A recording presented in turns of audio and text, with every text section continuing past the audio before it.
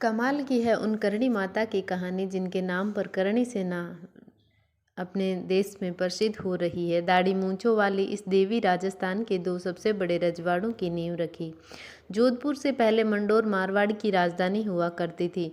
1394 के साल में परिहारों या इंदा राजपूत राणा गंगादेव ने अपनी बेटी लीलादे की शादी राव चुंडा से की और मंडोर दहेज में दे दिया।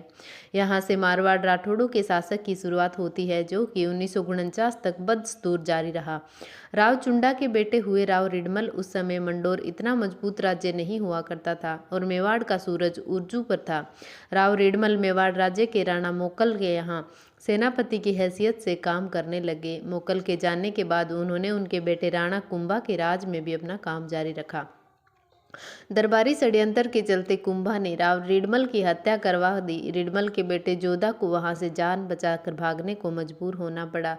जोधपुर में लगी राव जोधा की मूर्ति। अपने साथ 700 घुड़सवार लिए जोधा मेवाड़ की राजधानी चित्तौड़ के किले से भागने में कामयाब रहा। जगह जगह पर उसकी मुठभेड़ चित्तौड़ की सेना से हुई। जब वो वापस मारवाड़ की राजधानी मंडोर पहुंचा तो उसके पास अपने समेत महज 7 घुड़सवार बचे थे। संकट की इस घड़ी में जोधा ने उस शरणागाह की याद आई जहां कभी उसके पिता ने शरण ली थी। माने कि जांगलू। जांगलू पश्चिम राजस्थान का वो हिस्सा है जिसे हम लोग आज बीकानेर, चूरू, हनुमानगढ़ और श्री गंगानगर के नाम से जानते हैं। यहाँ उनकी मुलाकात उस महिला से होनी थी जिसके पिता को राजा बनाया गया था। सन 1387 की बात है। मारवाड़ के सुआप गांव में मेहाजी चारण के घर छठी बेटी का जन्म हुआ। मेहाजी को एक बेटे का इंतजार था। मेहाजी ने अपनी छठी बेटी का नाम रखा रीधा बाई। लोक कथा है कि किशोर काल में रीधा ने अपनी बुआ की टेढ़ी अंगुली को एक स्पर्श से ठीक कर दिया था। इसके बाद उसकी बुआ ने नया काम दिया करनी करनी माने चमत्कारी।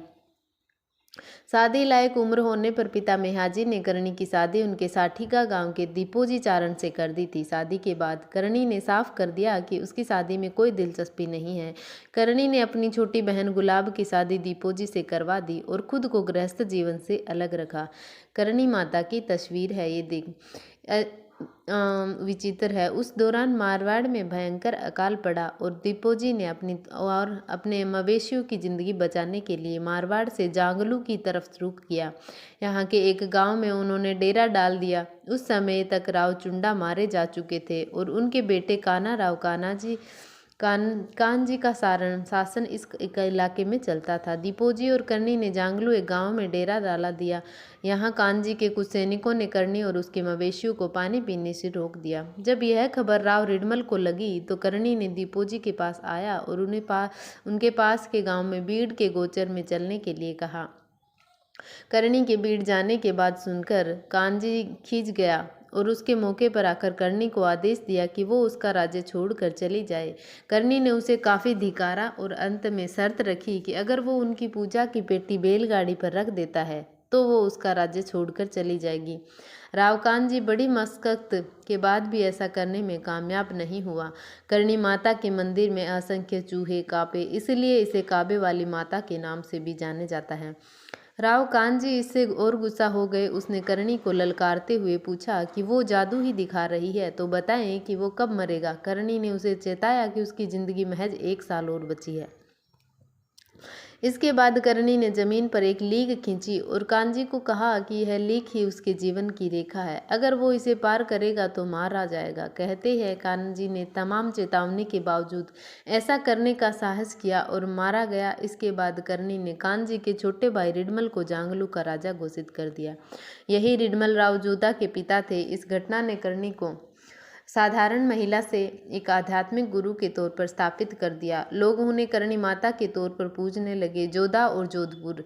चित्तौड़ के जानने से जान बचाकर भागा जोधा जब जांगलू में करणी माता के पास पहुंचा तो उसके पास सेना के नाम पर कुछ भी नहीं बचा था। कहते हैं कि करणी माता ने उसके बुरे वक्त में मदद की, उसको रहने का ठिकाना दिया, उसे फिर से अपनी शक्ति इकट्ठी करने के लिए प्रेरित किया। जोधा ने धीरे धीरे करके अपनी शक्ति फिर से बटोरी और एक किनारे से मारवाड़ के क्षेत्रों पर फिर से कब्जा करना शुरू कर दिया।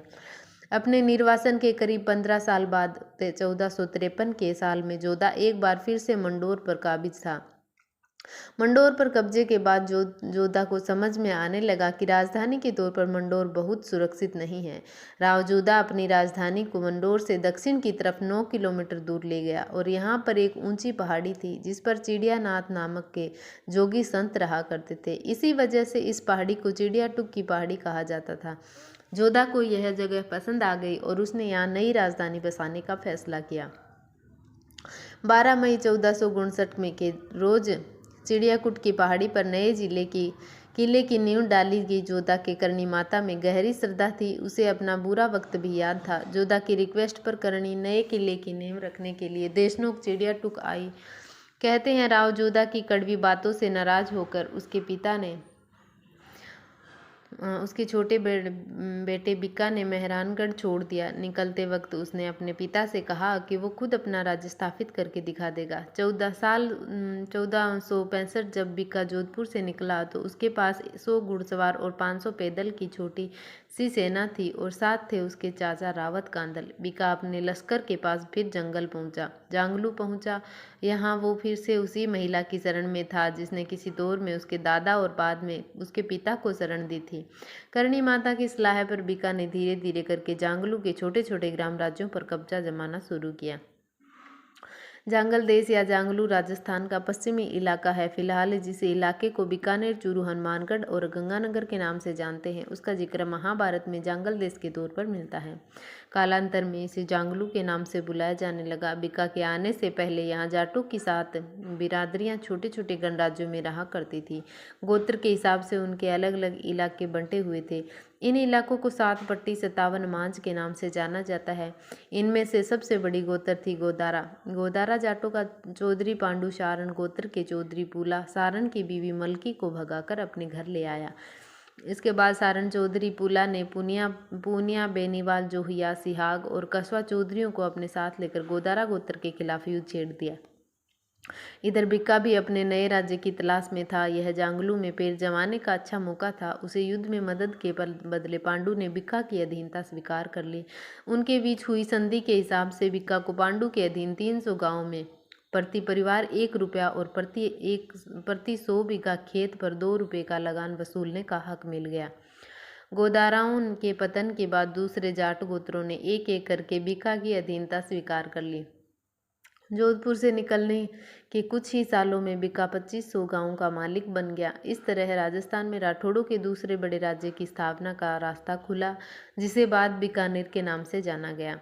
गांवों पर कब्जे के बाद बिक्का को नई राजधानी की जरूरत महसूस हुई। उसने 1485 में बीकानेर के किले की नींव रखने के लिए देशनोक से करणी माता को बुलाया। इस तरह देखा जाए तो राजस्थान में 2 बड़े राजपूत घरानों को स्थापित करने में करणी माता अहम भूमिका में रही थी। हजारों लोग आज करणी माता को देवी की तरह पूजते हैं। अगर श्रद्धा को अलग रख दिया जाए तो भी करणी माता सामंती तौर के स्थापित शक्ति केंद्रों को उलट बांसी के दौर पर देखी जा सकती है। वो एक सामान्य किसान परिवार से आती थी। जाति में चारण थी जो कि सामाजिक हैसियत में राजपूत और ब्राह्मण जैसी अगड़ी जातियों के बराबर नहीं थी। इसके बावजूद उन्होंने खुद को शक्ति के केंद्र तौर पर स्थापित किया, या यूं कहा जाए कि शक्ति संतुलन के केंद्र के तौर पर। बिक्का ने जब बीकानेर की स्थापना की तो पड़ोस के भाटी राजपूत असहज स्थिति में थे। जांगलू के आगे थार पर भाटी राजपूतों का हिस्सा बिक्का से पहले जांगलू भाटी और राठौड़ राजपूतों के बीच बफर जोन की तरफ था। जांगलू में बिक्का के कब्जे के बाद भाटी राजपूतों को हिरासत स्वाभाविक थी। करणी माता ने तनाव की स्थिति में जरूर हस्तक्षेप किया और बिक्का की शादी पुगल के भाटी शासक राव सेखा की बेटी रंगत कंवर से करवा दी। इससे सब नए बसे बीकानेर पर ये युद्ध का बड़ा खतरा टल गया। जिस दौर से करणी माता का इस दुनिया में उस समय सामंतों के यहाँ दरबारी कवि औरतों के नक्श सीख के वर्णन में अपनी रचनात्मक जाया कर रहे थे। एक काल्पनिक नायिका मूमल के बहाने वो बता रहे थे कि सुंदर स्त्री के माने क्या होते हैं। वो अनार के दानों से दांत और केले के तने सी जांघों को सुंदर बता रहे हैं। ठीक इसी दौर में करणी माता थी जो मर्दों की तरह दाढ़ी और मूंछों के साथ इस फानी दुनिया में थी। चेहरे पर उंगी हुई दाढ़ी उनके देवीय स्वरूप के आड़े नहीं आई। वो अपनी शर्तों पर इस दुनिया में रही। आज भी लोग उन्हें इसी रूप में पूजते हैं। देशनोक में उनका भव्य मंदिर है। करणी माता की बहन और दीपों की चारण के घर 4 लड़के पैदा हुए। करणी माता इन चारों लड़कों को अपने बच्चों की तरह प्यार करती थी। बाद में इन चारों लड़कों के वंशज देपात चारण के नाम से जाने गए। देपावत माने देपा के बेटे चरों करणी माता के साथ ही रहते। करणी माता के जाने के बाद ये लोग उनके मंदिर के पुजारी बने। देशनोक जहाँ करणी माता का मंदिर है वहाँ आज भी देपावत चारणों के 4 मोहल्ले बसे हुए हैं। यह मान्यता है कि क्योंकि देपावत करणी माता के परिवार के सदस्य हैं इसीलिए उन्हें सर्वग और नरक के चक्कर से मुक्ति मिल चुकी है। अगर कोई देपावत चारण मरता है तो वह करणी माता के मंदिर में चूहा बनकर पैदा होता है। इन्हें स्थानीय भाषा में काबा कहा जाता है। करणी माता के मंदिर में सैकड़ों की दातात में चूहे, इस वजह से इसे चूहे वाली देवी के रूप में जाना जाता है। और इन करणी माता की औरण की परिक्रमा भी लगती है दिवाली की 14 दिन बाद में। जय करणी माता।